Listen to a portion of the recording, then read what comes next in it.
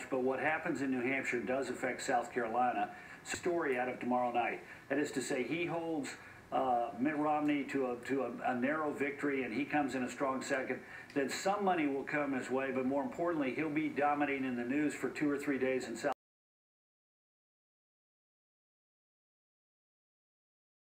Mitt Romney. Could Congressman Ron Paul beat President Obama in a general election, do you think? No, I don't believe he could.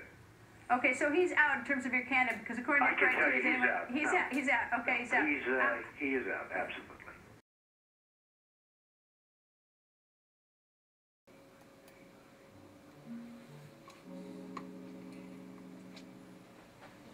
You know, you're really beautiful. And a woman that looks like that has to have her own special scent. Oh, thank you. Maybe you could tell me what you think of this scent.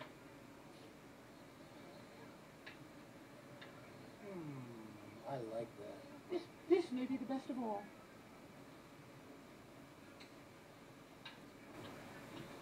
Oh, you dirty boy! You, oh! Donald, I thought you were a gentleman.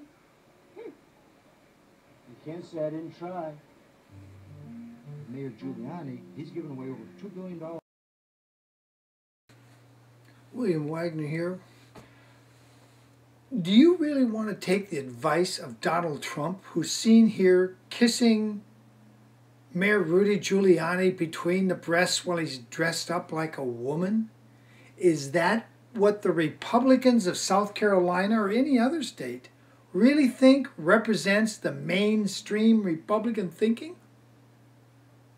If this Donald Trump that you just saw, maybe we should show you that again. If this Donald Trump says Ron Paul can't win, you can bet your dollars to donuts. Ron Paul is the only man who can beat Obama. Donald Trump and the Federal Reserve Bank be held accountable, and the bank gangsters of Wall Street be held accountable. It's Ron Paul versus all the rest. And as this breaks down, as Ron Paul continues to do a strong second, not Huntsman, Ron Paul, as this continues, you're going to see all the other candidates move over and endorse Mitt Romney. That's your key, that they want no change from Obama. It's going to be business as usual. Obama continued Bush's wars. He invented a third war in Libya we didn't need to have any part of. No doubt the Obama administration is behind the civil war in Syria, and he wants to go attack Iran. And then there's pro-peace. And notice none of the pundits are pointing out that virtually 60% of all the military contributions being given to any of the candidates, 60% go to Ron Paul.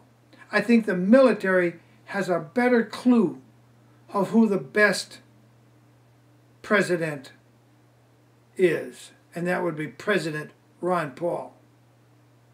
That's my thought. Hope I gave you some second thoughts, especially you people in South Carolina. Take a close look, because Romney's a Mormon, and they don't believe in Jesus the way the Bible Belt from Alabama and Texas to South Carolina believe. And remember, having loser McCain endorse you is not really a great endorsement. Ron Paul was the only one of all these candidates who was early to back Ronald Reagan when very few people would. Ron Paul's the man. He's the doctor with the medicine that can heal this country.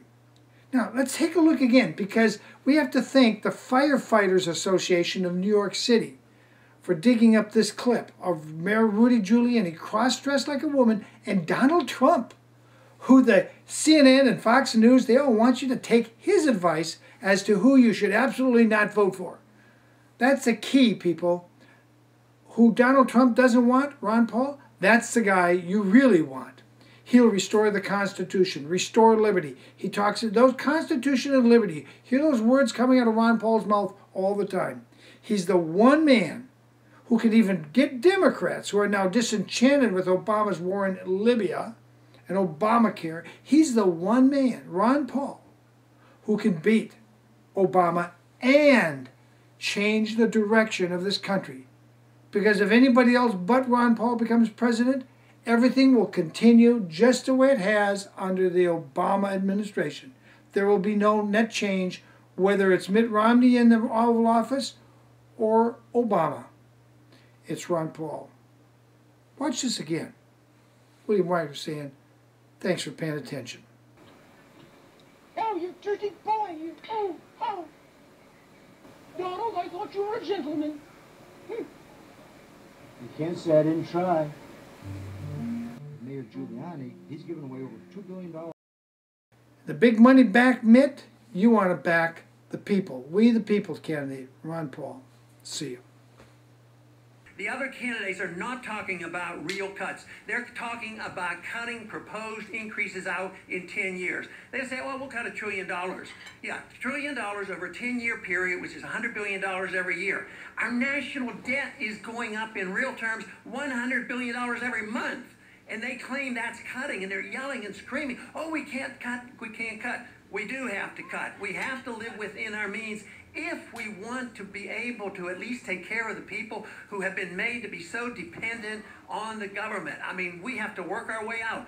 I would say if we did this and cut this overseas spending, at least we might be able to allow the Social Security beneficiaries to get their checks and medical care be provided. But if we continue to do what we're doing, the results are that the dollar is destroyed and the whole thing comes apart, and it's going to be a worldwide phenomenon. Already, Social Security beneficiaries are suffering a lot. Their income is shrinking because the value of the dollar is going down, so they're getting their checks cut. And that is why you have to think about the cutting and the stopping the inflation. But overall, you have to ask, once again, as our founders did, what should the role of government be in a free society? The role should be very simple: the protection of liberty.